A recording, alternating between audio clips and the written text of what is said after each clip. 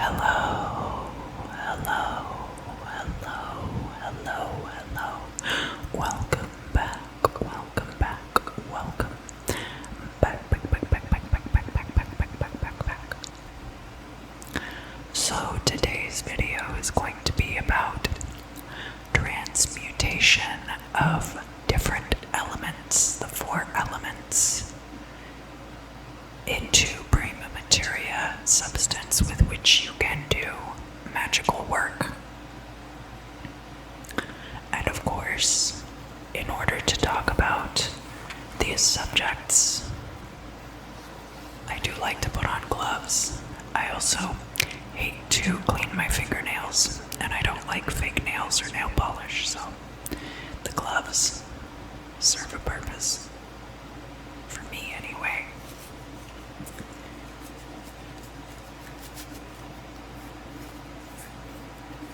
These gloves are kind of squeaky. I like the squeaky sounds they make. Hopefully you like the squeaky sounds also.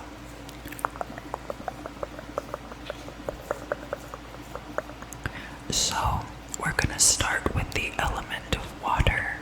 Element of water.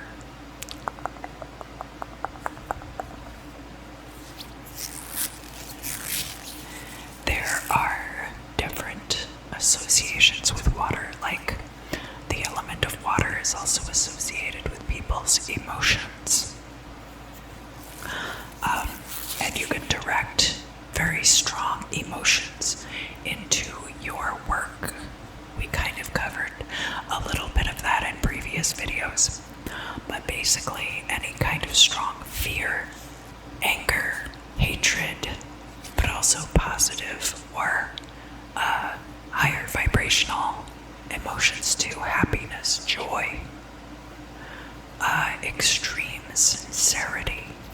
Those things can also be channeled into your magical workings.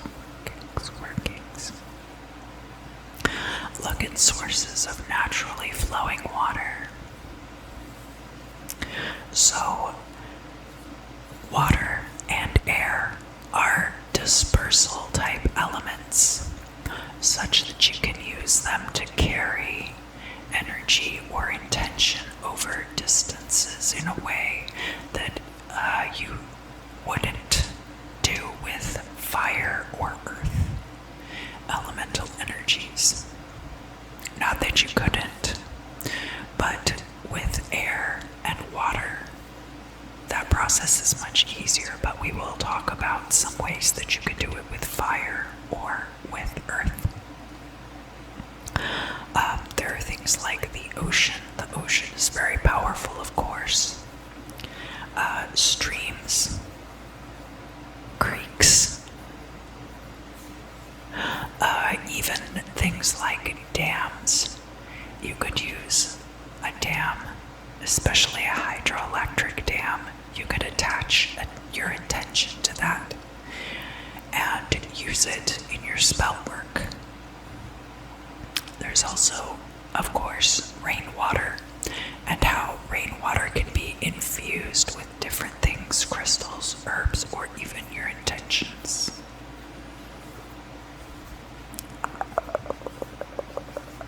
Also think about the artificial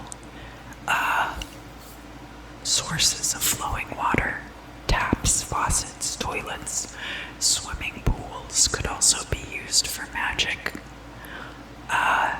Especially swimming pools that have a lot of activity, or inversely, if you are trying to work on one specific person. Not saying that you should, but if they have a personal swimming pool, it makes it that much easier. There's also water treatment facilities, so you could attach a purifying intention to your municipality's water treatment facility. And you could use this to clean up negative intentions in your community. So now we can talk about infusing water. You can infuse water with different things. Minerals, crystals, herbs. We already talked about rainwater, sunlight or moonlight. Just be aware of what things are strictly for your magical working and what things are safe for human consumption. That is a very important distinction to make.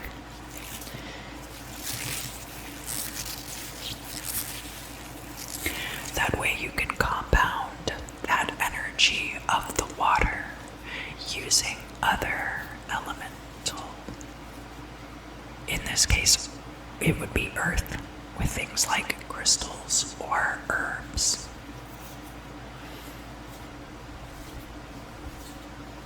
And then fire would be the energy of the sun. And we'll talk about the sun perhaps when we get to the fire section.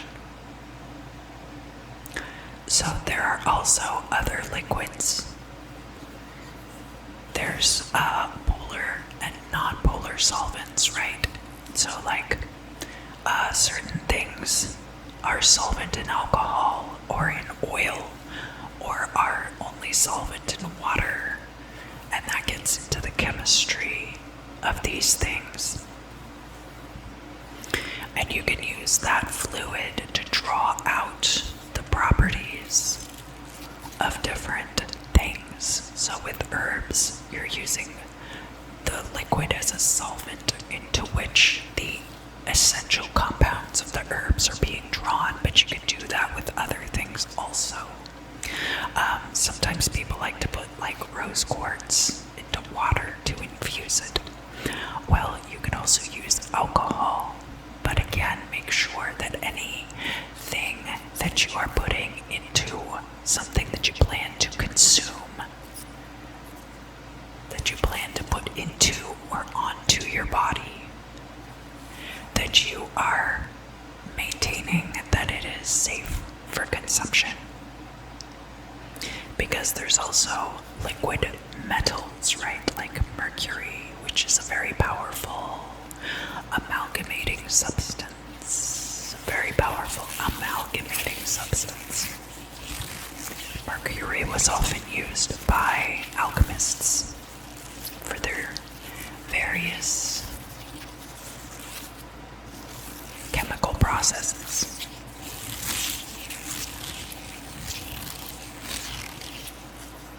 And of course, there's body fluids. There's things like your blood. There are different types of blood, like the blood that comes out of your veins is different from the blood that comes out of your arteries, is different from your reproductive cycle blood.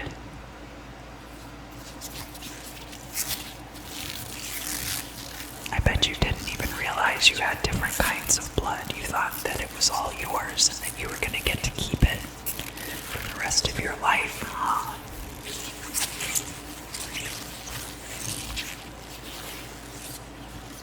There's things like urine. Urine is especially good for attaching your intention to.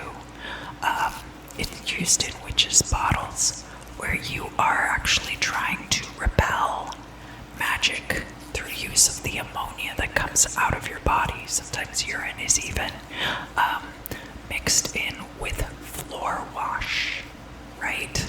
So there are many different applications for how urine can be used to attach your intentions to things.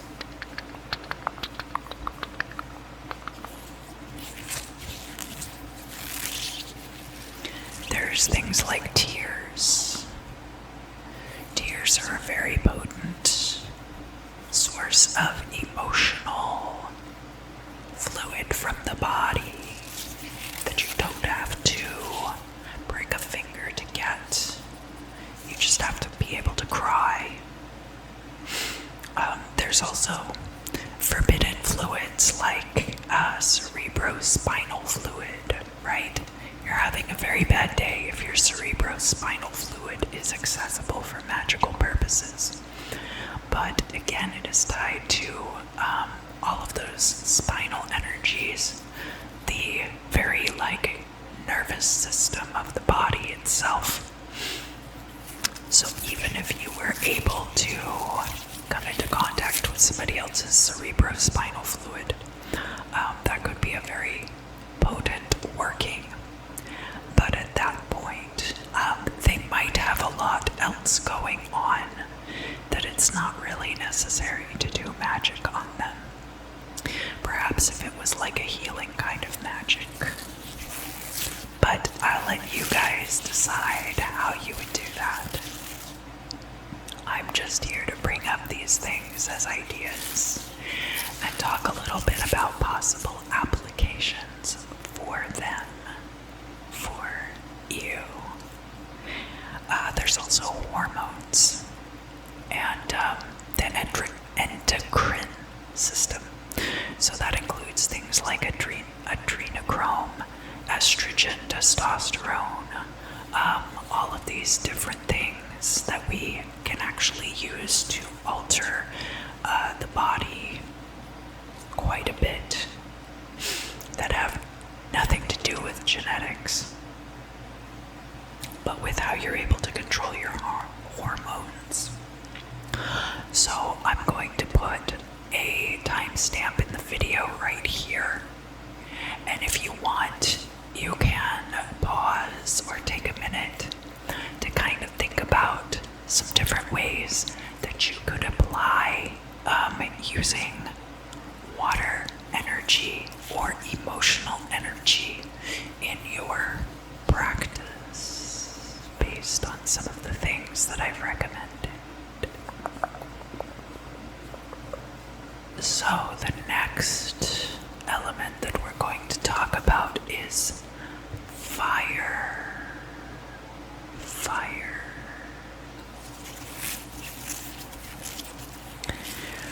So generating prima materia and using fire generally in spell work, there's a lot about smoking and fumigating where you're combining the elements of fire and air. So the fire within, that would be smoking different herbs. You can also, now there are cleaner alternatives such as vaping for taking in herbal substances. They have herbal vapes that you can put whatever dry material in that you want, and it actually vaporizes the compounds in it rather than incinerating to release those compounds. There's also the fire without, which is fumigation, cleansing and clearing spaces. And you can also use fumigation in invocation and evocation. It helps to give form. It helps to provide a prima materia substrate for apparitions to take form. Much like ectoplasm. And the smoldering, so the length of time, and this is true in candle magic as well, which we will talk about shortly. The amount of time that the fire spends burning can increase the efficacy, the size of the fire, how long something smolders. If you want something to be like a slow burn spell, you might want something that would be able to smolder for multiple days. Like a heart. Hearts are very difficult to burn. You don't have to use a human heart. You could get a heart from the butcher shop. They have a few different choices there. You could use a cow's heart or a pig's heart, or even a sheep's heart they might have available. Or if you like to obtain your own hearts,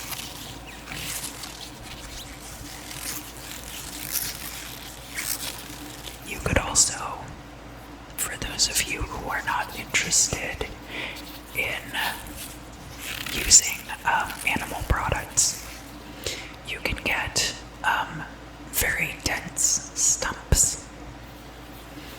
The very dense root parts of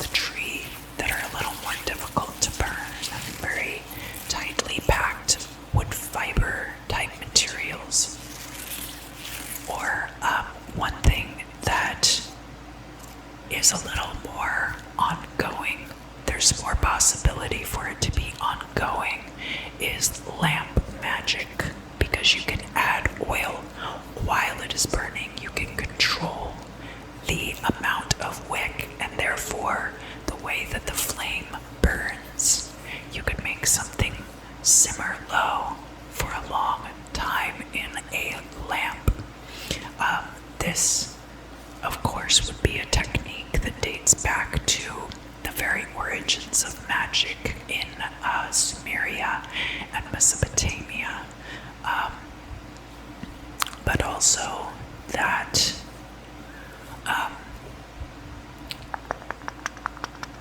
has been used as recently as in Appalachian folk magic and hoodoo. So it's something that is a very versatile tool, and I think is very underutilized. I think I have talked about it in previous videos, and I haven't personally tried it yet. Mostly because I've been living in apartments, and I want to try it when it won't be such a liability if I end up losing control of my lamp substances, shall we say. But you can also use different liquids that are accelerants. So then you're combining like kerosene or gasoline or oil as the substrate. And then you're combining your passions with your emotions, right?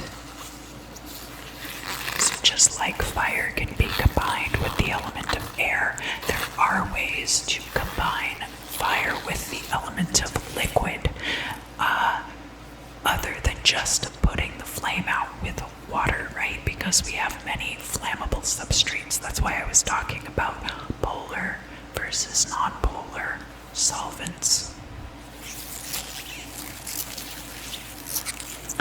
So with the candle magic, you've got controlling the element of flame in a very predictable way. Candle magic is something that most people can do. If you can't burn incense or many other things, sometimes you can burn a little candle, and there's not a problem with that.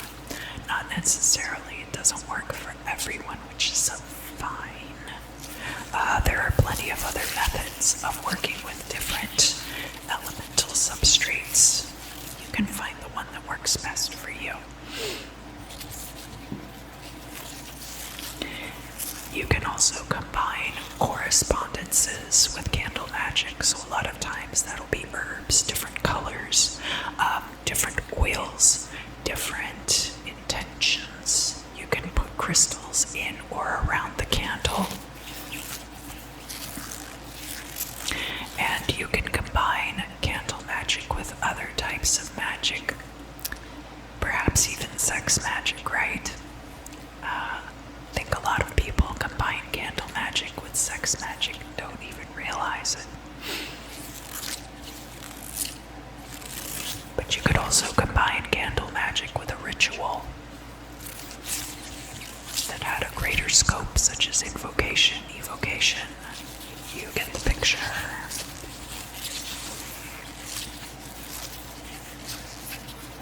So now we're going to talk about something even more fun, fire magic-wise, which is bonfires. So some of you might remember, dear viewers, the video that I did that was the analysis of the threefold baptism. We talk a lot about incense and the different herbs that were burned, or not. We don't necessarily talk about incense. We talk about the different types of plants that were burned as part of that ceremony. So that would have been a bonfire ceremony. And the fumigation of all of those herbs would have been a big part of that ritual, but we're doing it on such a big scale with a bonfire. It just makes it like that much more. The fumigation element, the smoking element, it's getting all in your hair and your pores and your lungs and your nostrils and your mouth, and that would be why perhaps they would put the anemone inside the mouth. Perhaps it provided a bit of filtration for all of the smoke from the bonfire. So no spirits would get chased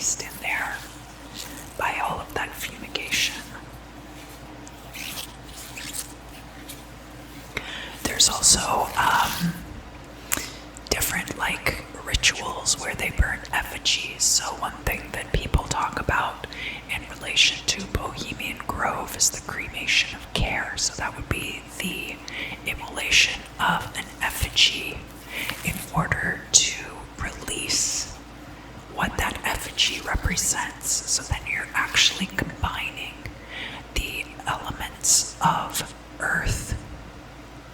Earth is like solid matter, and fire. And again, consumption of matter by fire can be considered a form of sublimation. So sometimes we burn offerings to deities because it is a way of having the smoke from that substance reach the higher planes of existence, potentially the deity that we are hoping to please and appease.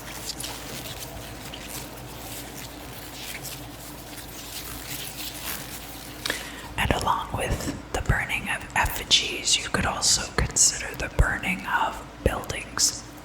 You could use burning as a form of purifying a piece of land. If there is a property that has become cursed or tainted in some way, you could ritually burn that property.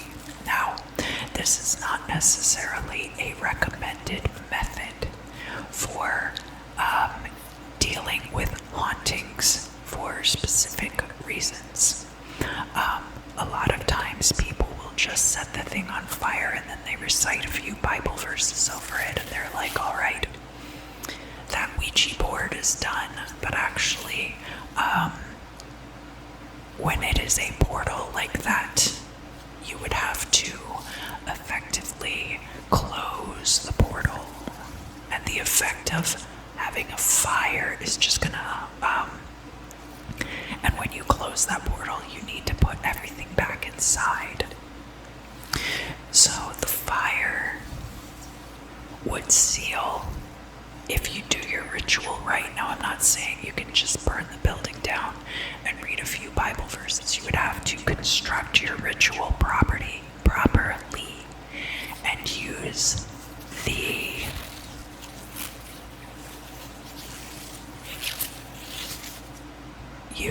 the element wisely. If I were going to do this on a property, you would do it like a controlled burn, and you would want to start at the outer corners of the property, much like when you're doing the Rose Cross ritual. So if you haven't seen that video yet, I recommend watching my video about the Rose Cross as well. That's a smoke fumigation for sealing spaces. But you would use a similar concept, and you would gradually move inward to the most central part, or to the where, if you know where the portal is, you want to start as far away from that as you can, and then work your way towards that portal. So the effect is that everything that has leaked out is being pushed back in before it's closed, right? That makes sense. Another way that burning property or burning down a location can be effective magic is in the absolute annihilation of it. So it sends it's like a destructive spell work. Now, it's not something that I would wish on anyone, of course, and certainly if they have insurance, it may or may not be as effective as you would want it to be if you're using it in that way. But you could also take clothes that represent an old version of you, and you could burn those clothes. You could burn old pictures of yourself if there's a new version of yourself that you are happier with and you're trying to eliminate that past self. Although I think you should be very kind to your past self. I talk about these things Not because I recommend doing them, but because it's important to know what is out there so that you can use it in the way that's going to be the best for you and for the working that you're doing. That's why I say this would feasibly work, but I don't judge, but I also don't endorse certain things, And I try to be pretty open about how I do my working. So then there's also talking about the cremation of care. Sometimes these effigies are very large and you can actually put other things inside. Like in Midsummer or in The Wicker Man. But it doesn't necessarily have to be like that, like Burning Man. And then it can become a way of sublimating all of those things at once. Now, notice that I told you that it depends on intention, right? So sometimes if you're sublimating it, you're sending it to source, right? You're sending that energy to source as a tribute. But you're not exactly sending it to source. You could be sending it to a specific entity, right? Through that method, through that sublimation. But when you're releasing things, when you're releasing those energies, it's very similar to the breathing exercise that we do in the tarot readings, where I say you just release that breath and all of those negative vibrations return to source and they will be transmuted, right? So that's the key part of that, is that if you're releasing things like that through this cremation process, through calcination, then you are transmuting that energy as you release it. But energy also has to be a certain vibrational frequency when it's around source, right? Because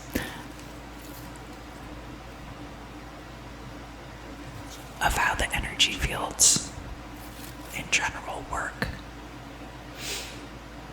If you have two sounds close together, the vibrations are going to bounce off of each other and they'll affect each other. I hope that made sense. So there's also different methods of generating fire. So if you're rubbing two sticks together or you're knocking flint, that is an action into which you can put your magical intention so that when that spark comes off, you are actually putting your intention into the fire. That would work with a lighter too, as you're lighting the lighter, especially if the lighter is a little iffy. It doesn't always work, right? If it doesn't light every time, then that can be something that you're putting extra intention to get it to light.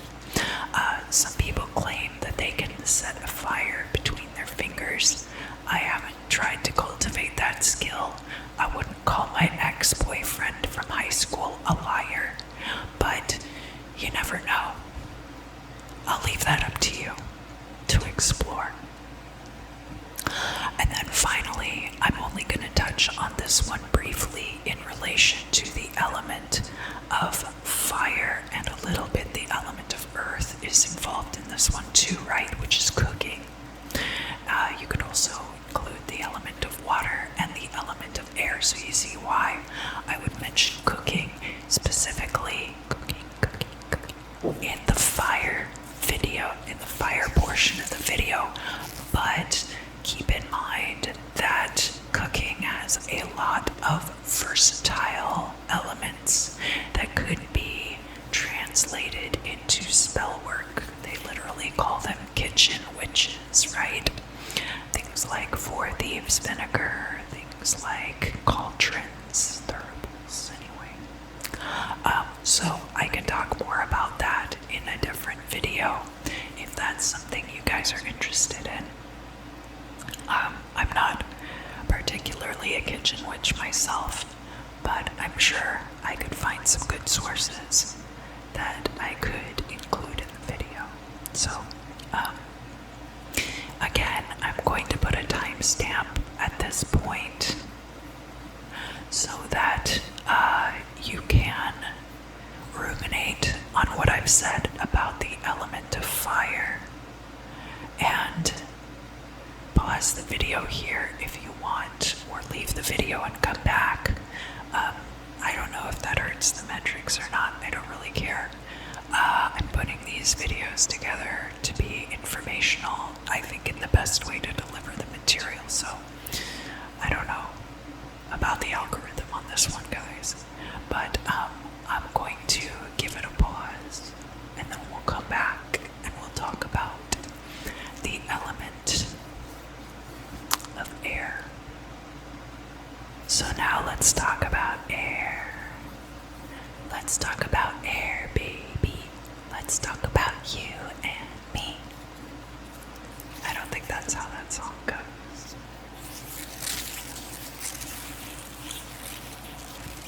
So, air energy, generation of prima materia. I don't know how many of you have heard that Donovan song about I may as well try and catch the wind. It's literally one of my favorite songs. I love Donovan. Did you guys see his new video that he did with David Lynch? It's called I Am the Shaman. Anyway, that's getting sidetracked. Air is a very elusive element. It is an active element, and you can combine it with other things like blowing a little message boat down the river, like stoking a fire with bellows or blowing out a fire. They literally sometimes say that if you blow out a candle that you're using for spell work, you're blowing out that intention. But I think it really just depends on where your head's at when you're blowing out that candle, honestly. So you could also harness wind in different ways, trapping it inside different contraptions like turbines, using a fan or a propeller or feathers, especially like smudging ceremonies in particular. They'll use feathers as part of the smudging ceremony, but of course that's a closed tradition. I'm only giving it as an example, but you could do something similar, just don't call it smudging. And the wings of birds and bats and flying animals like pterodactyls, you can use wings to harness the wind. So if you train pigeons or hawks or something like that, they could be your familiars. You could attach intention to the beating of their wings. Butterflies, cicadas, different insects, even like fireflies. Then you've got that incandescence, and you can carry their intention on the wind along with that incandescence. Wind can be used, air energy can be used for scattering an intention. So much like when you have a deceased loved one and you scatter their ashes at a particular location, you might want to make sure that the wind is blowing a certain way in order to best disperse the ash. And that could be done with other things as well. It doesn't have to be a deceased loved one. It could be the remnants of a burnt offering. It could be little messages that you've cut up into confetti. You don't necessarily have to burn it. You could just cut it up into pieces. I keep popping my peas. Sorry about that.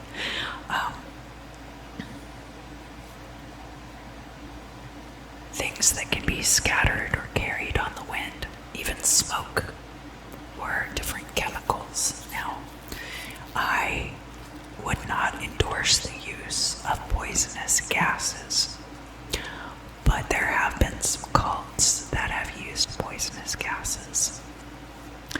But you could use other things too. Like you can use aromatic herbs. There are different fragrances also that you can use that like not necessarily that the herb herbs themselves have correspondences, but things like pheromones that travel on the air, you can use fragrance in different ways. I often wear vetiver as a perfume, and that has the effect of repelling negative vibration and negative energies being thrown at me or just coming towards me. Also think about machineries that drive air, like air conditioners and fans. You could put a spritz of air freshener onto the intake of your air conditioner and freshen up a room, right? But you could also put intention into that air conditioner unit. You could continually put your intentions into that air conditioner to make yourself more successful, to make the air cooler, all kinds of things like that. And then of course there's vaping, which is slightly different from smoking, but since we've already covered smoking, I'm not going to cover it in depth here. I'm just going to point out that there are some differences between vaping and smoking, and so you might want to explore that. There's also breath work and the ways that you control breath and the body. So we do that exercise as part of the tarot videos. I keep going back to that because it's just an excellent example of how to think about the transmutation of energies and also how to use breath work to carry energies. It's a very basic exercise, and you can build off of things like that to put more intention into certain things, to amp yourself up for something like taking short, quick breaths like that. I hope that wasn't too loud.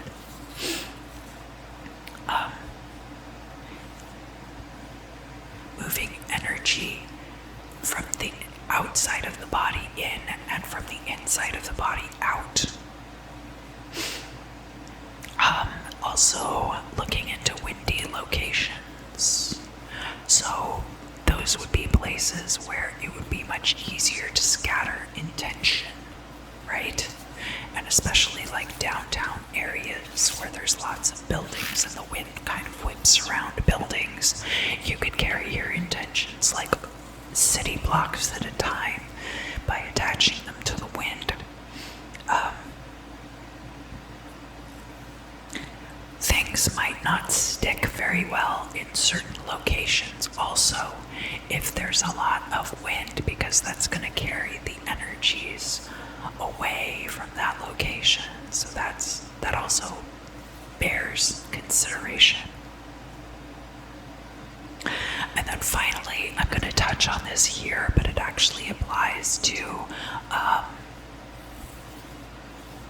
kind of different disciplines, but like woodwind instruments, reed instruments, and even the way that frequency travels through air in waveform itself.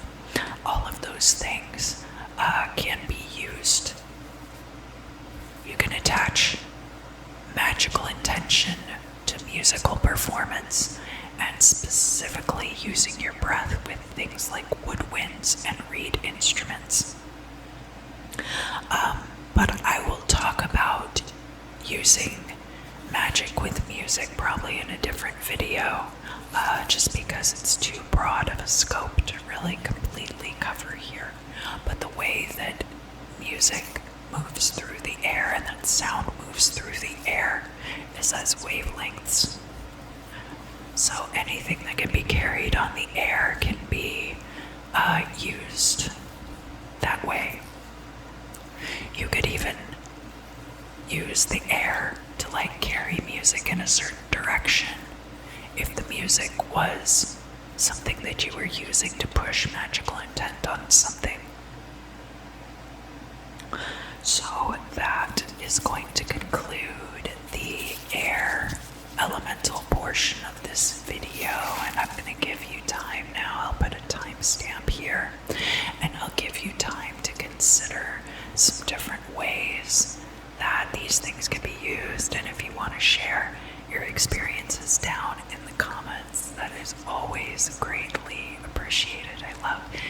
y'all's feedback on these videos.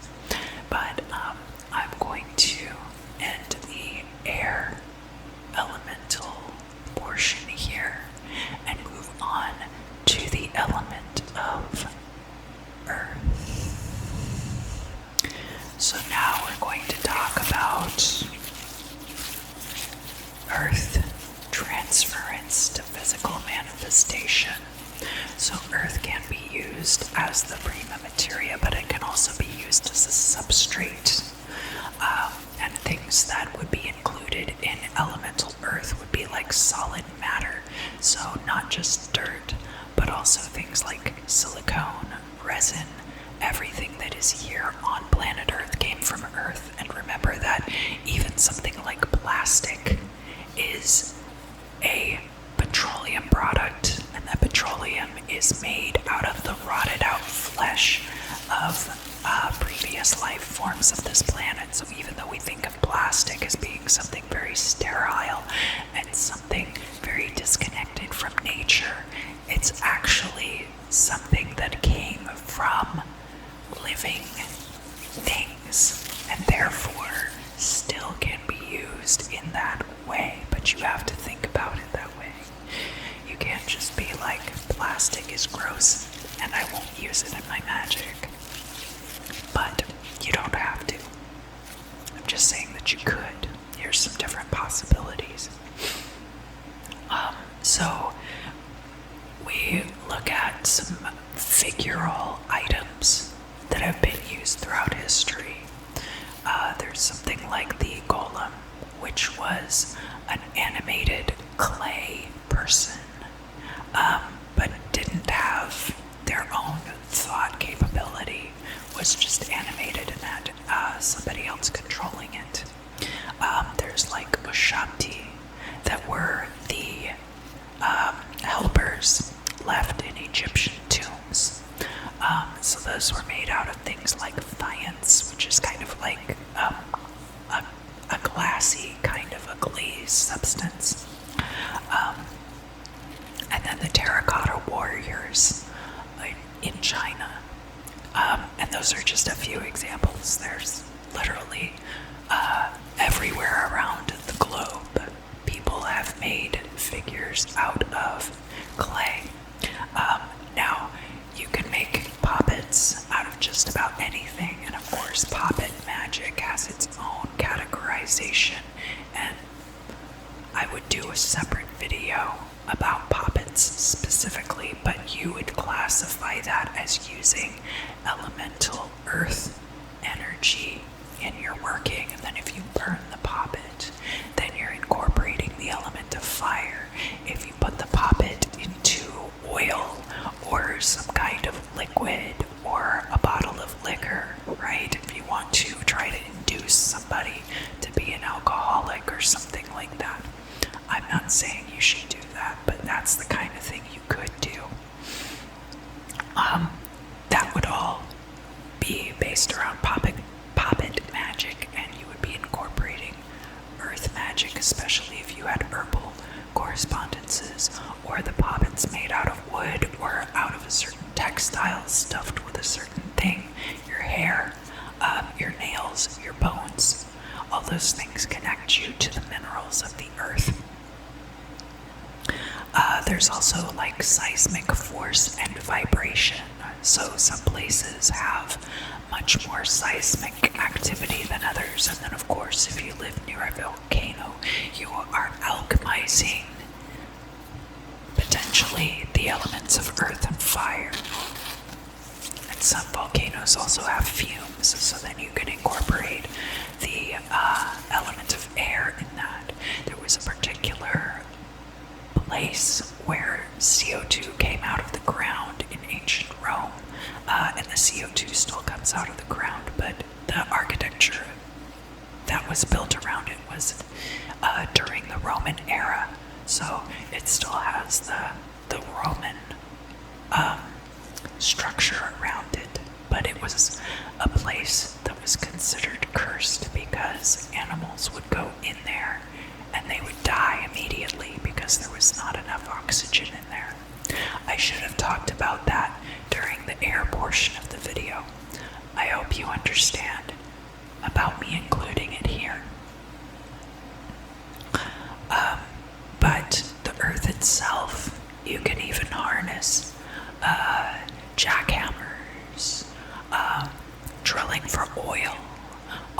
these processes that are done to the earth, mining.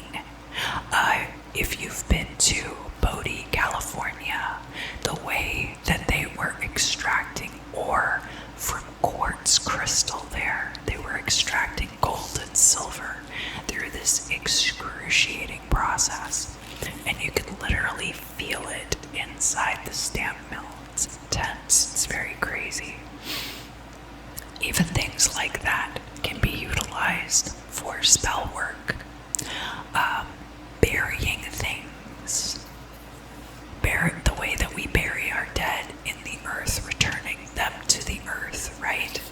There are different things that you can bury and then dig them back up, and they've got the intention of that grounding. You can use it for grounding. You can use it to, you could use it as part of a binding spell too, that you would bury a representation of a person.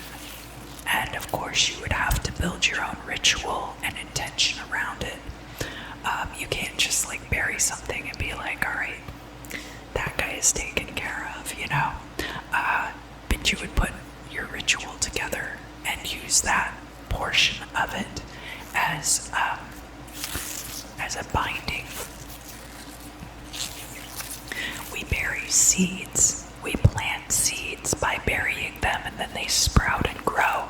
And there's a lot about herbal magic and about the magic around plants. And then you can use the plants to grow your intention quite literally. One thing that I've seen around here in this neighborhood that I love is that in front of certain houses where they have a little patch of soil, a lot of people are planting corn, which I was exposed to corn in a field. It wasn't fast cornfields, but when my grandfather grew corn, he grew a whole field of it. But it didn't occur to me that you could grow a few stalks of corn very densely on a little patch of soil and have enough corn for yourself and your family.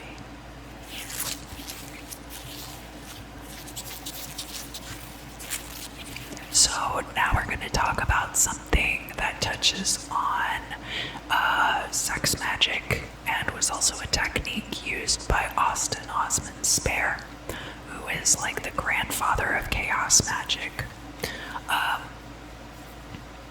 It's called an earthenware virgin. So this is basically just a small container that you would use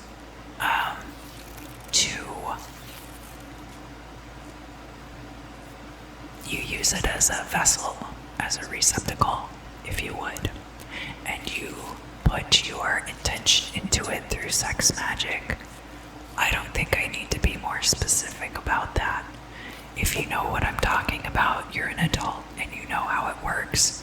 And if you don't know what I'm talking about, then this video is not for children and you shouldn't be watching it.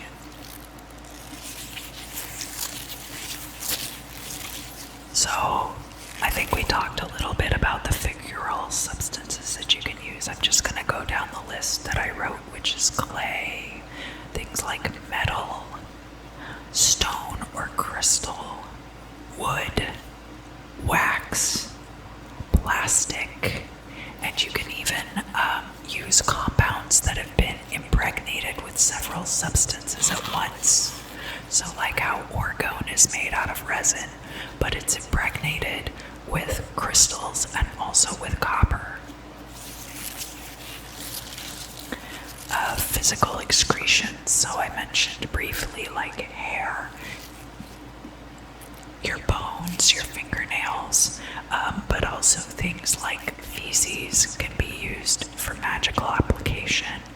And the way that you produce it, you can put magical intention into that entire process. And again, I don't think I need to tell an adult how the human body works. And there were, and this has been throughout history, it's not particular to a certain culture, that parts of the human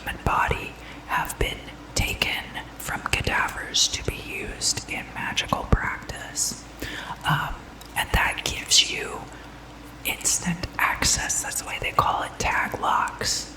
Anytime you're using part of someone else's body for magical work, whether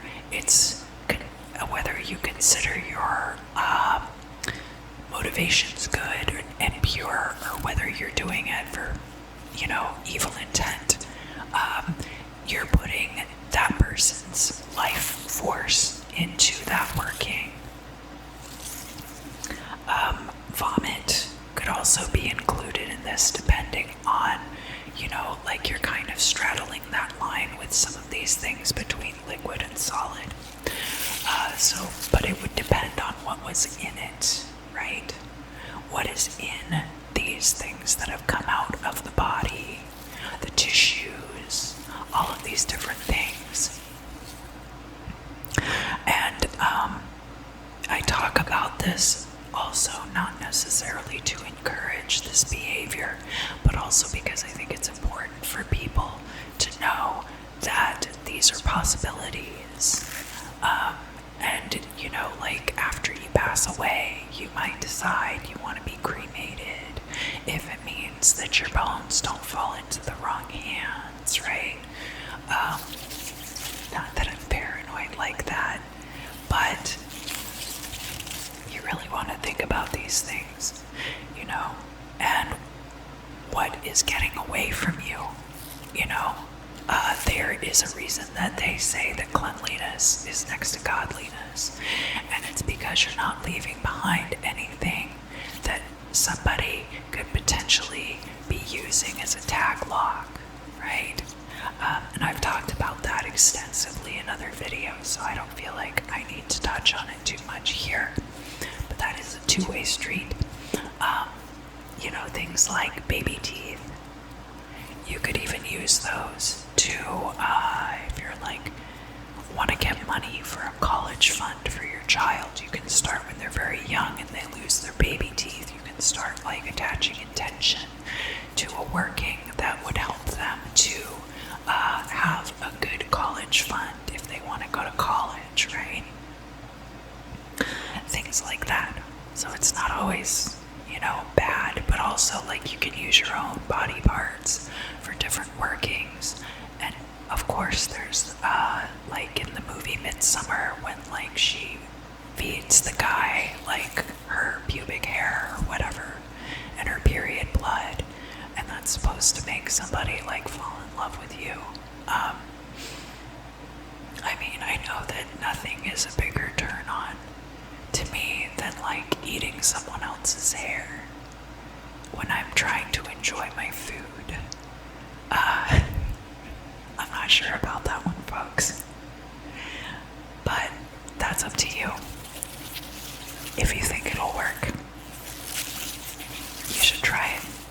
Just attach your intention to it, and maybe don't try it on me. But and I think that is pretty much everything that I had written in my notes. So I hope that you guys enjoyed this video. I have enjoyed making it, certainly. And I would love to hear your thoughts down in the comments below. What you guys think about how I presented the information. Did you think I presented it in an unbiased way? If you guys had any thoughts about other ways that you could use elemental energies in your magic, and if you would like to see other videos about topics that were included in this video, like cooking magic, and I think there was like lamp magic, and there was maybe like, and music. I think those were the three things that I had kind of mentioned for potential future videos. And then I did talk a little bit about videos that I had previously made too. So let me know your thoughts. Thank you, as always, for joining